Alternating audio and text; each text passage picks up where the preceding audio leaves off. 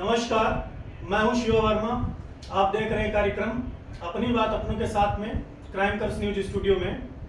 तो आज हमारे बीच में एक अनुभवी शिक्षक जिनका संस्थान भी है और काफ़ी वर्षों से अपना व्यवसाय भी देख रहे हैं और काफ़ी अनुभव रहा है शिक्षा के क्षेत्र में।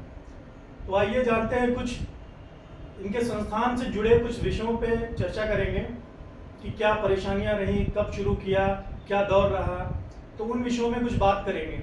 सर, स्वागत है हमारे स्टूडियो में। सर, कुछ अपने बारे में थोड़ा सा।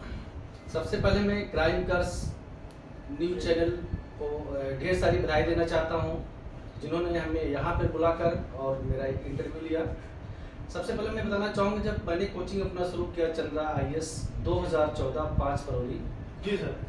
तो उसमें दिक्कतें जो आई कि सबसे पहले मैं अकेले था और कोचिंग जब मैंने शुरू किया तो कंपटीशन से रिलेटेड जो है वनडे एग्जाम जैसे SSC, banking, railway, UPP, TET, CTET, super TET के लिए शुरू किया। उसके कुछ दिन बाद जो है बच्चे बढ़ना शुरू कर दिए। हमारे कोचिंग का रिस्पांस बहुत अच्छा जाना शुरू कर दिया। हमारे कुछ मित्र, कुछ टीचर अच्छे मिलते गए। उसके बाद मैंने PCS और IAS की भी कोचिंग तैयारी करना शुरू कराया, उसमें भी रिस्पांस अच्छे मिलते गए। अब दिक्कत की बात कही जाए तो जब भी कोई काम हम शुरू करते हैं तो बिना दिक्कत के कोई काम हो ही नहीं सकता, तो इसलिए कभी भी दिक्कत से कभी घबराना नहीं चाहिए। शुरुआती समय में संघर्ष तो काफ़ी आया होंगे सर, है ना। ये परेशानियां कहीं ना कहीं हर एक व्यवसाय में होती हैं, रिस्क तो होता ही है, ये चीज़ तो कह सकते हैं सर। सबसे पहले और दूसरा हमारा क्वेश्चन है, तैयारी करते दौरान जो बच्चों को क्या कुछ ऐसी मुख्य परेशानियां होती हैं? हर एक व्यक्ति को होती है, तो जो गांव क्षेत्र से हैं या शहरी क्षेत्र से हैं, तो कुछ ऐसा भी होता है जो बच्चे अपनी राय रखते हो कभी? देखिए, एक्चुअली क्या होता है, जो गांव क्षेत्र से बच्चे आते हैं तैयारी करने, उनकी जो सबसे बड़ी समस्या क्या होती है, मैथ की और इंग्लिश की। कि गांव में जो मैथ और इंग्लिश दो चीज़ें जो है बहुत अच्छे से पढ़ाया नहीं जाता है। और अब जो बच्चे आ रहे हैं रिसेंटली कोरोना के बाद, उनकी जो है क्लास का जो गैपिंग है बहुत ज़्यादा हो गया है जी। और इसलिए जो उनको लगभग सारे सब्जेक्ट में जो समस्याएं आती रहती हैं। लेकिन जब बच्चा फुल कॉन्फिडेंस के साथ सारी चीज़ों को पढ़ना शुरू कर देता है, धीरे धीरे सब सॉल्व हो जाता है। दूसरा प्रश्न हमारा ये है सर कि जब आपने कोचिंग शुरू की थी तब कितने छात्र थे और आज क्या संख्या हो गई होगी सर? कुछ इसके बारे में मतलब। मैं रिलेटिव बताऊं, जब मैं 2014 5 फरवरी को कोचिंग शुरू किया था, उस दिन मैं अपने कोचिंग का पूजा करा रहा था।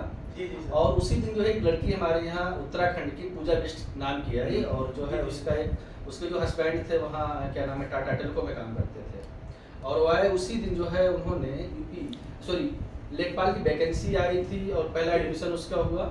और जब एडमिशन हुआ, टीचर लगाए, पढ़ाना जो है लोग शुरू किए, तो एक ही हफ्ते में हमारे पास कम से कम 20 से 25 बच्चे हो गए। धीरे धीरे क्या हुआ कि जो है क्वालिटी अच्छी होने, पढ़ाई का जो क्वालिटी बेहतर हो गया, स्टूडेंट धीरे धीरे बढ़ते गए, प्रॉपर में से टेस्ट होता गया और जो सिलेक्शन का रेशियो रहा, जितनी भी वैकेंसी आती हैं सब में बहुत बेहतर होता गया। बिल्कुल बिल्कुल, बहुत अच्छा है सर। दूसरी चीज़ ये है कि आपके संस्थान की सबसे बड़ी ताकत क्या है जिसे आप दूसरे संस्थानों से थोड़ा सा अलग मानते हैं, जो आपका विषय है, इसके बारे में क्या है? देखिए, सबसे जरूरी चीज़ हमारे संस्थान की ये है कि कभी भी जो भी टीचर मैं रखता हूँ, जितने भी सब्जेक्ट होते हैं, SSC का ले लीजिए, बैंकिंग का ले लीजिए, SI का ले लीजिए, या जो है PCS ले लीजिए, IAS ले लीजिए, हर कभी भी हमारे यहाँ एक टीचर 2 सब्जेक्ट नहीं पढ़ा सकता है। एक टीचर एक ही सब्जेक्ट पढ़ाता है और जो भी टीचर हमारे यहाँ पढ़ाता है कम से कम 5 साल का उसका एक्सपीरियंस होता है।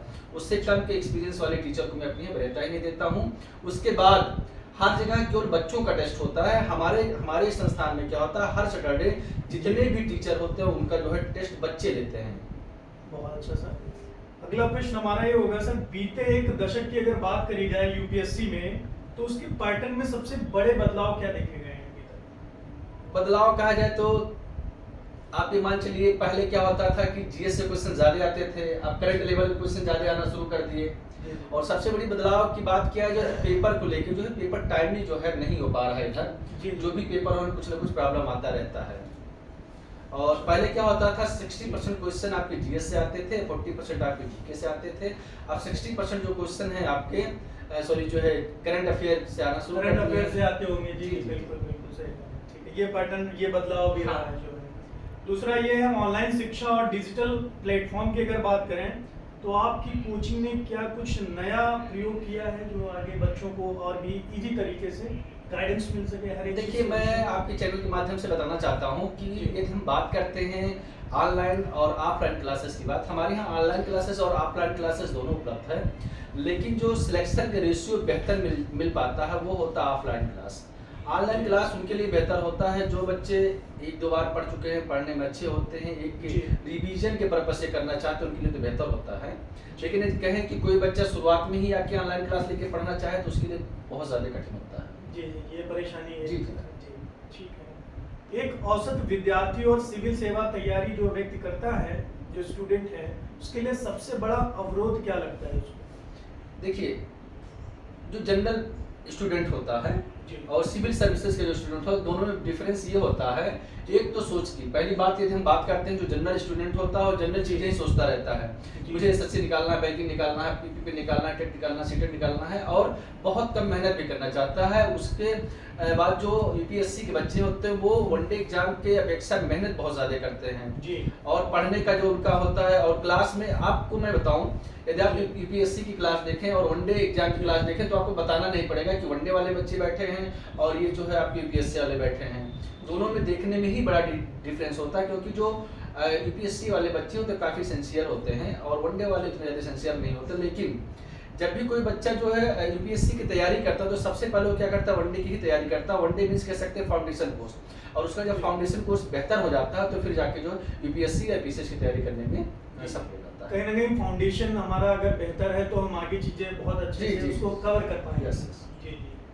दूसरा ये है, हमारे जो ग्रामीण क्षेत्र की जो पृष्ठभूमि है, वहाँ के जो छात्र होते हैं, आते हैं एडमिशन के लिए, उनके लिए कोई विशेष सुविधा या कोई मार्गदर्शन जो देते हैं? देखिए, हमारे यहाँ तो मैं आपको रियलिटी बताऊँ, चाहे ग्रामीण का बच्चा हो चाहे सिटी का बच्चा हो, यदि कोई बच्चा एडमिशन लेने आता है और वो फीस की वजह से, यदि उसकी फीस की प्रॉब्लम है कि फीस ज़्यादा है और नहीं पढ़ सकते हैं, तो उन बच्चों के लिए मैं निःशुल्क क्लासेस भी कर देता हूँ। मतलब बिना किसी बच्चे के साथ ऐसा नहीं रहा कि पैसा नहीं तो नहीं पढ़ सकता है। मतलब किसी बच्चे को पैसा जो है क्या नाम है, बीच में रोक नहीं सकता है कि जिससे वो पढ़ाई ना कर सके। फीस माफ कर देता हूँ तब भी पढ़ाई करता रहता है। मतलब गरीब से गरीब बच्चा, कोचिंग चलाने का जो मेन मोटो ये होता है कि कोई बच्चा ये पैसे की वजह से नहीं पढ़ पा रहा है तो आपको पढ़ाना चाहिए। यदि आप ऐसा नहीं कर सकते तो आपको कोचिंग बंद कर देना चाहिए। ये बहुत अच्छा है आपके तरफ से जो सपोर्ट है। कहीं ना कहीं बहुत ऐसे पुअर स्टूडेंट्स होते हैं जो पढ़ नहीं पाते हैं पैसे के चक्कर में, और कोई वैसा व्यवसाय भी नहीं रहता है, बेरोजगारी सर आप जान ही रहे हैं किस तरीके की हमारे समाज में है, तो ये बहुत बड़ी हमारे मानना है कि जो है कोई बच्चे पैसे की वजह से नहीं पढ़ पाता है तो फिर कोचिंग चलाना जो है बेकार है। नहीं, बिल्कुल बिल्कुल सपोर्ट तो आप कर रहे हैं, और वो सारे बहुत कोचिंग अच्छा वालों को करना चाहिए। जी, जो भी जी। बच्चा जो है कमजोर वर्ग से आता है, कमजोर घर से आता है, उसका जो है उत्साहवर्धन करने के लिए फीस कम कर दे, कम से कम ले लें या फीस माफ कर दे, उस बच्चे को पढ़ने का जो है मौका मिलना चाहिए। नहीं, बहुत बहुत अच्छा है सर।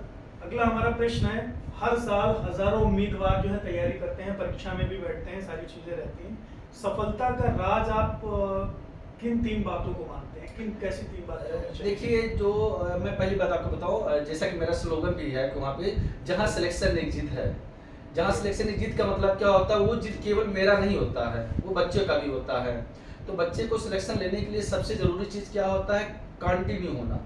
ऐसा नहीं कि बच्चे को कमजोर है और बहुत ज़्यादा तेज है, सिलेक्शन कभी कभी आप देखते होंगे जो बच्चे जो है काफ़ी तेज होते हैं और उनका सिलेक्शन नहीं होता है, जो बच्चे कमजोर होते हैं उनका सिलेक्शन हो जाता है। रीज़न क्या होता है, किसी भी कंपटीशन को निकालने के लिए आपको घबराने की जरूरत नहीं है। रेगुलर वे में आप पढ़ाई करते रहें। अच्छा, सिलेक्शन तब होगा जब आप, जैसे कुछ बच्चे ऐसे होते हैं कि पीपी का, यूपीएसआई का पेपर आ गया, अब 2 महीना बचा करके तैयारी कर ले और मुझे नौकरी मिले, ऐसा कभी नहीं होने वाला है।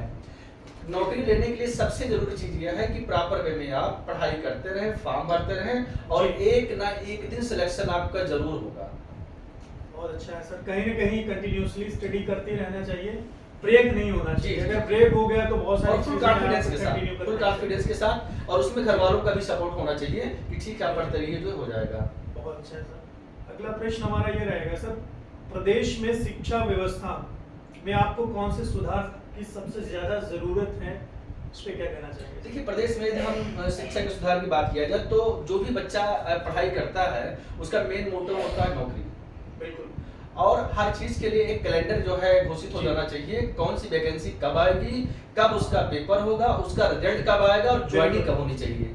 लेकिन क्या है, इधर सबसे बड़ी समस्या ये हो जा रही है जी जी कि पेपर कब होगा कोई पता नहीं, वैकेंसी कहीं कब ना आएगी कहीं कोई पता नियमित नहीं। रूप से वो सारी व्यवस्थाएं कहीं ना कहीं स्टूडेंट्स को भी पता हो, गवर्नमेंट को एक हाँ, ऐसी गाइडलाइन जी बनानी जी जी चाहिए। जी जी स्टूडेंट को पता एक्चुअली होता जी। क्या है, लगभग लगभग यदि हम बात करते हैं वनडे एग्जाम की जो तैयारी करने वाले आते हैं, ये मेनली जो है बहुत मिडिल फैमिली के बच्चे होते हैं। बिल्कुल बिल्कुल सही कह रहे हैं सर। तो उनके साथ दिक्कत होता है, 1 साल 2 साल तैयारी का पता लगे कोई बच्चा तैयारी कर रहा है, वैकेंसी नहीं आ रही है, वैकेंसी नहीं आ रही हो, तैयारी करते करते करते करते एक दिन क्या होता है, होपलेस हो जाता है, फिर होपलेस हो जाता है, फिर घर चला तो जाता है। बिल्कुल मैं सही कह जो रहे है हैं। आपके चैनल के माध्यम से कहना चाहूंगा सरकार से भी कि जितनी भी वैकेंसियां होती हैं, टेट हो गया, सीटेट हो गया, सुपर टेट हो गया, आईएएस बीसीएस आरओ जी। डीयू, जितनी वैकेंसियां होती हैं सबका एक कैलेंडर जारी होना चाहिए, बिल्कुल बिल्कुल एक प्रॉपर वे से कब उसका वैकेंसी आए, जी। कब उसका पेपर हो, कब उसके रिजल्ट आए और कब उसका ज्वाइनिंग होना चाहिए। कभी कभी क्या होता है कि बच्चा पढ़ता है, पेपर दे दिया, उसे पता नहीं रिजल्ट कब आएगा। बिल्कुल बिल्कुल सही सर। दूसरा ये कि हिंदी मीडियम के जो छात्र हैं यूपीएससी में, वो अवसर और चुनौतियां क्या हैं उनके लिए? देखिए, जब हम बात करें हिंदी मीडियम के जो छात्र होते हैं, ऐसा नहीं कि इंग्लिश मीडियम होना चाहिए जो यूपीएससी निकालने के लिए, जी। हिंदी मीडियम के बच्चे भी इंग्लिश मीडियम वाले बच्चों से कम सक्सेस नहीं होते हैं। बिल्कुल लेकिन रीजन क्या होता है, वो अपना कॉन्फिडेंस ही लो करके चलते हैं, को जो इंग्लिश मीडियम वाले हैं और हम हिंदी मीडियम वाले हैं। तो आपने रेशियो देखा होगा, यदि हिंदी और इंग्लिश मीडियम की बात करें तो जी। औसतन लगभग दोनों लोगों का सिलेक्शन लगभग सेम ही होता है। अब बात आती है सिलेक्शन लेने के लिए, हिंदी मीडियम और इंग्लिश मीडियम का कोई मतलब नहीं होता जी। है। जो बच्चा ज्यादा से ज्यादा मेहनत करेगा वही सफल होगा। और एक चीज मैं और बताना चाहूंगा, कभी भी सिलेक्शन लेने के लिए ना ही जुगाड़ की जरूरत होती है और ना ही पैसे की जरूरत होती है। जितनी सरकारी नौकरियां मिलती हैं सब फ्री ऑफ कॉस्ट मिलती हैं, जी। केवल आपको कोचिंग करने की जरूरत होता है, पैसे से बना के लखनऊ से सिटी या जहां भी आप तैयारी करते हो वहां पर रहने की सही जरूरत सही होती है। मार्गदर्शन हो, आप बस, बस बस। उस पे कार्य करें, कहीं ना कहीं आप इधर उधर न जाएं, किसी के बहकावे में न जाएं जी, जी, जी, जी। कि हम हमको इतना पैसा दे दें, हम नौकरी लगा हाँ, दें, ऐसा ऐसा कुछ होता नहीं। जी, जी, जी। सब everything is free human. Of cost, जी, जी, जी। बिल्कुल बिल्कुल। आगे ये है कि आपके संस्थान में कोई ऐसी कहानी रही हो सफलता की, जिस बच्चे ने बहुत बेहतर तरीके से सफलता ली भी हो, और जो आप वो मेमोरेबल मोमेंट हो, कुछ ऐसा जी, हो जी। सर, इसके बारे में मैं आपको बताना चाहूंगा, एक लड़का हमारे यहाँ आया था पढ़ने, वो बहराइच का रहने वाला था जी जी और पुलिस की वैकेंसी के लिए जो वैकेंसी आई हुई थी, जी उस समय जो है मेरी लखनऊ में 7-8 ब्रांचेस हुआ करती थी। जी तो जी। बच्चा आया तो उसे पगड़ी उगड़ी बांधे हुआ था और जी। रियलिटी में तो मुझे लगा कि वो कुछ काम के लिए आया, साफ सफाई के लिए। बिल्कुल बिल्कुल। तो मैंने कहा हाँ बताओ, तो कुछ काम करना है? तो कह रहा ना ना ना, मुझे काम नहीं सर, मुझे तैयारी करना है। तो मैंने कहा तैयारी तो करना है, क्या तैयारी कर पाओगे? तो कहा सर बिल्कुल तैयारी नहीं, मैं सिलेक्शन दे दूंगा आपको। तो मैंने कहा कि ठीक है। तो उस समय जो भी हमारे यहाँ फीस था, तो मैंने कहा बेटा फीस तो हमारे यहाँ देना पड़ेगा। तो कहा सर इतना फीस हम नहीं दे सकते हैं। उसने 3 से 4 दिन हमारे यहाँ क्लासेस किया। क्लासेस करने के बाद क्या हुआ कि वो फीस के लिए जो है आके ऑफिस में बात किया, तो उनको कहा कि हम फीस जमा नहीं कर सकते, तो हमारी क्लास से जो है उसको मना कर दिया गया कि ठीक है, अब आपके पास पैसा नहीं है तो आपकी क्लास नहीं हो पाएगा। फिर जो है हमें पता चला, तो एक दिन मैं अपने कोचिंग के बगल में ही फ्लैक्स लगवा रहा था, तो रियलिटी बताए पुल के नीचे वो सोया हुआ था। रात में लगभग जनवरी का महीना था और 3 बजे रात में उठा हुआ कि मेरा पैर छुआ। तो बेटा तुम? कहा सर मैं मजदूरी करता हूँ और यहीं पे जो है मैं रहता हूँ। अरे मुझे बड़ा खराब लगा। उसी दिन मैंने उससे कहा बेटा तुम एक काम करो, हमारे कोचिंग में मैं तुमसे मिलता हूँ। कोचिंग में आया, तो मैंने कहा ठीक है, कल से तुम्हें जो क्लास लेना है और फ्री ऑफ कॉस्ट, आपको एक भी पैसा चार्ज नहीं देना है। मैंने कहा सर मैं निःशुल्क तो नहीं पढ़ सकता हूँ, लेकिन मैं आपको कुछ दे दिया करूंगा। रियलिटी बताऊं, वो मजदूरी के साथ मेहनत करता रहा, पढ़ता रहा जी जी जी। और वो सिलेक्ट हो गया। कोरोना का टाइम था, मैं अपने गांव गया था जो है, तो चेकिंग कर रहा था गाड़ी, मेरी गाड़ी पल्सर थी, मैं अपने वाइफ के साथ जा रहा था। जी जी। तो वही लड़का मेरी गाड़ी रुकवाया, मैं हेलमेट निकाला, अरे तुम? कहा हाँ सर। मैंने कहा तुम्हारा सिलेक्शन हो गया? कहा हाँ सर मेरा सिलेक्शन हो गया। मुझे, मैं आपको रियलिटी बताऊं, मुझे इतना अच्छा लगा, मैंने पुलिस नहीं, मैंने एक आईएएस ऑफिसर बनाया। मतलब ऐसे बच्चे की बात मैं बताऊं जिसके पास रहने के लिए, खाने के लिए ना हो, वो जी। बच्चा पुलिस बन जाए तो उसके लिए बहुत बड़ी बात होती है। तो आज भी वो चीजें मैं बच्चों को बताता हूँ और बड़ा अच्छा लगता है कि पढ़ाई के लिए पैसा कोई मायने नहीं रखता है। आपके अंदर क्या होना चाहिए? जुनून होना चाहिए, और यदि आपके अंदर जुनून है तो आप बहुत कुछ कर सकते हैं। ये बिल्कुल, बहुत सारे मीडियम है, माध्यम है, आप पढ़ जी, जी। सकते हैं, बहुत सारे यूट्यूब पे भी पढ़ाते हाँ। हैं, तो मार्गदर्शन तो आप सब कहीं से ले सकते हैं, जी, आप जी। डाइवर्ट ना हो उसमें। दूसरा ये है कि कोई ऐसा संदेश जो हो हमारी युवा पीढ़ी के लिए शिक्षा के माध्यम से आप देना चाह रहे हो। दूसरा ये है कि आपकी दृष्टि में सफलता की सबसे बड़ी परिभाषा क्या है सर? सफलता की जो सबसे बड़ी परिभाषा है, किसी काम को निरंतर, लगातार, फुल ईमानदारी और मेहनत से करते रहना, कभी घबराना ना पड़े आपको। अच्छा, सफलता एक दिन में नहीं मिलती है, लेकिन एक ना एक दिन जरूर मिलती है। जैसा आपको पता होगा, तो जब भी कोई काम आप शुरू करते हैं बहुत स्ट्रगल आएगा, बहुत ज्यादा स्ट्रगल आएगा, उससे आपको घबराना नहीं है। लगातार उस काम को करते रहिए और एक दिन सफलता आपको जरूर मिलेगी। मंजिल दूर हो सकती है, हाँ। लेकिन मिलेगी जरूर। जरूर। बिल्कुल बिल्कुल सही है। यहीं पर विदा लेंगे सर। नमस्कार दर्शकों, मैं हूं शिवा वर्मा आपका। बने रहे हमारे कार्यक्रम में अपनी बात अपनों के साथ में। क्राइम कर्स न्यूज विदा लेता है यहीं पर।